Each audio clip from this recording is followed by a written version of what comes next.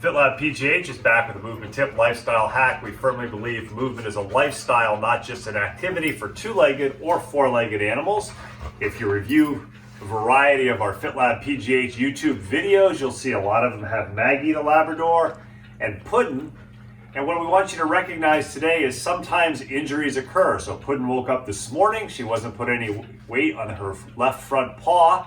We didn't take her to the park for her fartlek work. We took her to the vet, and it looks like she sprained a paw.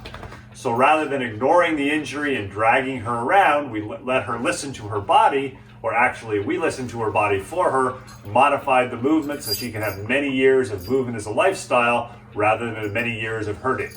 So move more, but be sensible about it and seek professional help when you need it. Another movement tip and lifestyle hack from Puddin.